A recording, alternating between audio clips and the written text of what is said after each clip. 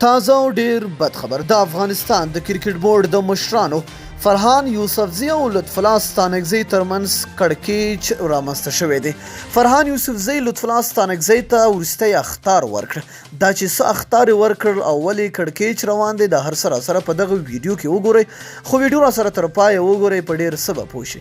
ګرانو زړه ته رانږدې مینوالو، یو ځل بیا مو په سلامونو هرکلی کوم. د افغانستان د کرکټ بورډ د مشرانو فرحان یوسفزی او لطف الله ستانکزی ترمنځ کړکېچ لا هم دوام لري. دواړو مشرانو د کرکټ بورډ رسمي کارونه پرېښي او پر شخصي کارونو له یو بل سره اوښتي دي.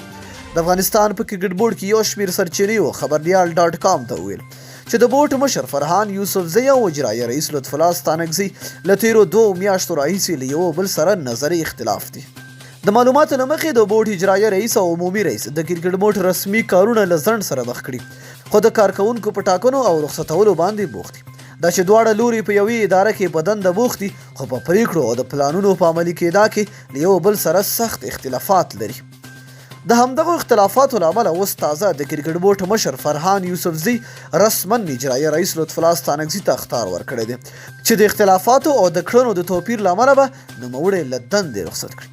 اجرایه رئیس لطف الله ستانکزی ته دا اخطار له همدې امله ورکړل شوی دی چې په کرکټ کې په خپل سر یو شمېر کارکوونکي مقرر کړي او هم د مشر فرحان یوسفزی سره په ځینو موضوعاتو اختلافات راغلي دي.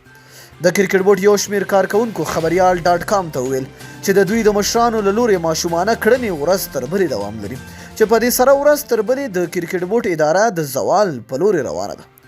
د معلوماتو له مخې لطف الله ستانکزی او فرحان یوسفزی د دې ادارې په هر یو ډیپارټمنټ کې د خپلو خپلوانو سربیره په لسګونه نور غیر مسلکي کارکوونکي هم په دندو باندې ګمارلي دي چې په اداره کې د اختلافات مهمه مسله بلل کیږي. په 2020 کال کې هم د کرکټ بورډ دواړو مشرانو د دې ادارې 29 تنه پخواني کارکوونکي له دې امله له دندو رخصت کړ چې ګواکې د بورډ بودیجه د کمښت سره مخ ده، خو پر ځای د اړیکو په واسطه 28 کسان نور په دندو ګمارلي دي.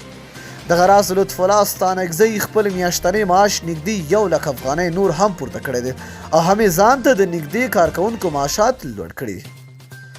د کرکټ بورډ اجرایه رئیس لطف الله ستانکزی د کرکټ بورډ د ځواکمنۍ مافیا ډلې مشر شکر الله عاطف مشعل لوري په دنده ګمارل شوی دي، خو له تېرو 7 میاشتو راهیسې په خپله دنده کې په بشپړه توګه پاتې راغلی دی.